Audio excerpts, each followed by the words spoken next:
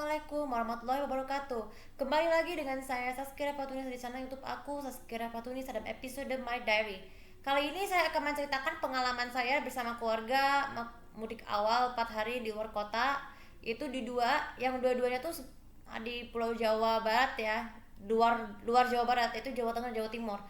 Maksudku di Yogyakarta itu di Bojonegoro Jawa Timur dan Yogyakarta di daerah istimewa Yogyakarta. Begini, pada Minggu 2 Mei ini adalah berangkat habis subuh, kami sekeluarga mengenakan jalan-jalan menggunakan mudik lebih awal dengan perjalanan menggunakan mobil Alphard yang kayaknya kemungkinan akan menjadi mobil resmi ya kalau misalnya belum tentu ada yang dijual. Nah, perjalanan ini memakan waktu sekitar 8 jam untuk bisa ke sana karena memang perjalanan dari rumah ke luar kota itu jauh sekali. Biasanya pada waktu-waktu yang lalu tuh keluargaku pernah keluar kota naik pesawat. Cuman karena lagi pandemi begini, saya terpaksa menggunakan mobil Alphard. Nah, selama di perjalanan itu saya melihat beberapa perubahan di jalanan. Itu ada jalan tol yang MBZ ya, Muhammad bin Zahir ya, yang dari Jakarta Timur langsung ke Kawarang Barat. Kemudian jalan tolnya, kami melewati tol Cipali, terus alias Cikopo Palipanan, terus ke Palikanci, dan terakhir ke Pejagan Semarang. Nah, selama perjalanan kami berkali-kali ke rest area karena mobil kami apa tuh kemungkinan kan gede, jadi harus diisi ulang bensinnya selama setiap kapasitas tuh mobil kami menjadi setengah ya. Jadi itu saya juga pipis berkali-kali supaya nanti di perjalanan jauh tidak berkeinginan aku mau pipis. Nah itulah, jadi inilah perjalanannya. Sesampainya itu kami berencana awalnya mau ke Semarang, cuman karena lagi keadaannya di Semarang itu ada berita duka-duka ketika saudara aku ibunya meninggal karena sakit COVID, ya. Sehingga kami sekeluarga tidak bisa ke sana ya, mumpung masih ada waktu. Tapi ayah juga menyarankan kepadanya bahwa harus betul-betul bersikap dewasa seperti saya. Kebetulan banget saya belum pernah ketemu Carlos ya waktu saya ke Semarang karena kan keadaan lagi kondusif. Kemudian perjalanan kami berlanjut kemudian ke Bojonegoro, itu juga memakan waktu 3 jam. Seperti biasa sama halnya masa perjalanan kami pipis dulu terus isi bensin mobil ya. Nah, sesaat kami menginap di hotel Bojonegoro yang kebetulan bagus ya, walaupun Bojonegoro itu kotanya agak kecil ya. Ya, Bojonegoro itu juga merupakan kampung halaman aku yang kedua ya, yang belum pernah ke sana. Itu juga tempatnya si Mak Aji tinggal di sana. Ya, sebenarnya Mak Aji itu pernah kesini sih ke rumah saya, cuman nggak pernah lagi karena dia harus pensiun dari pekerjaan sebagai pembantu dan tinggal bersama keluarganya di Bojonegoro. Ya, memang rumah Mak Aji itu di Bojonegoro itu memang terletak di gang sempit. Yang di sana itu saya bersilaturahmi dengan dia, sekaligus rasa kangen bagaimana sih di Bojonegoro itu kan memang katanya kan kota di Jakarta Jawa Timur itu kan kecil, jadi harus ada barang-barang bekas kami juga yang dari pindahan Jakarta juga. Kami menginap singgah sebentar karena kami harus melanjutkan perjalanannya untuk sholat tarawih di sana. Cuman ya selama perjalanan di sana itu sholat tarawihnya terpaksa harus sendiri karena memang kalau di hotel itu kan kamarnya kecil, jadi nggak akan mungkin bisa untuk berjamaah. Ya, kami membeli oleh-oleh, salah satunya ada keripik bayam, ada lanting, ada sementara dari Mak Aji itu tuh diberi kacang jagung ya. Nah, kemudian di esokan harinya pada tanggal hari Senin 3 Mei kami melanjutkan perjalanan ke Yogyakarta, juga akan memakan waktu 4 jam.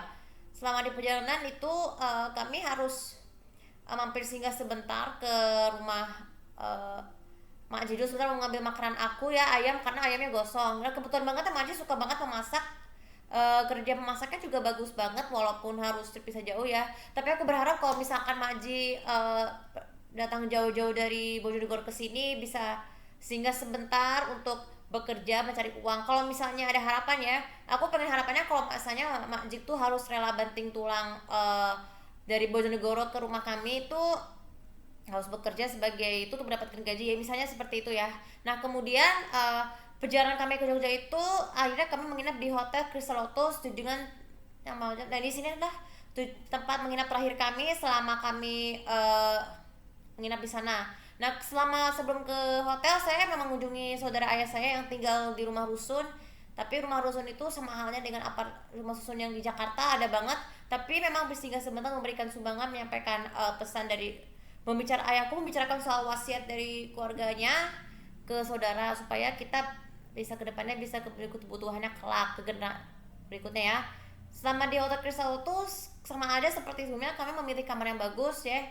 Fasilitas di Crystal itu kami pernah mengadakan 2 kali sahur di sana karena memang beda dengan di Hotel Diponegoro kan sahurnya kan di kamar.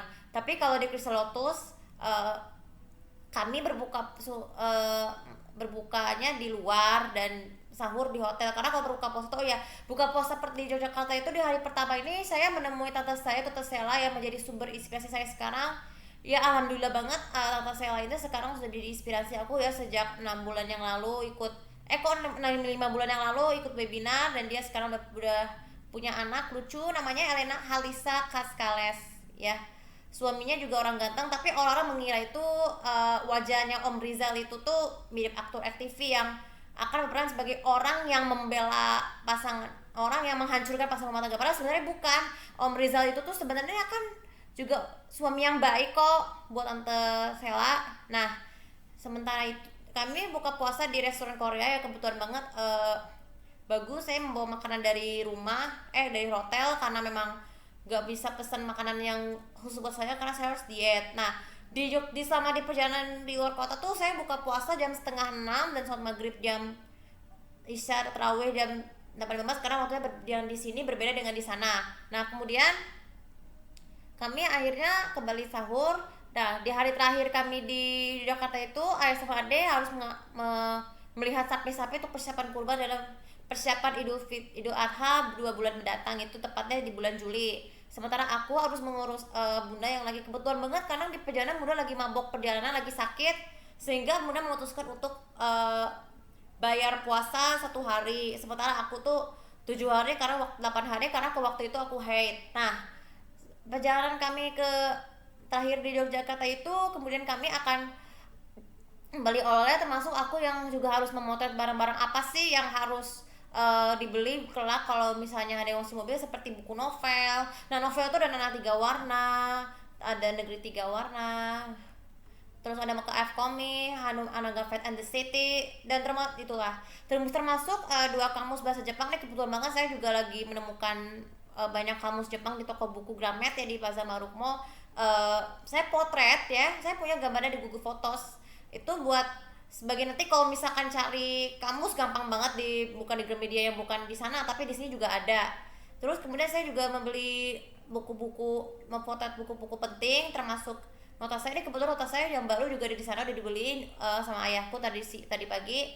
Termasuk tempat pensil aku yang baru ya, kebetulan banget tempat pensil aku yang sebelum kami pulang tuh ketinggalan, tapi saya lebih memilih berdonasi kepada orang lain daripada aku harus bolak-balik, karena kan katanya bilang kalau kamu kayak tinggal aja, kamu balik ke hotel karena perjalanan jauh, tinggal aja. Nah, akhirnya aku nurutin, anakku memilih berdonasi karena berdonasi itu jauh lebih baik dari sikap melakukan tanggung, karena itu juga merupakan bagian dari sikap kedewasaan aku loh dalam tanggung jawab menjaga barang. Kalau misalnya udah lama atau jelek, donasikan saja kepada orang lain, gitu saja.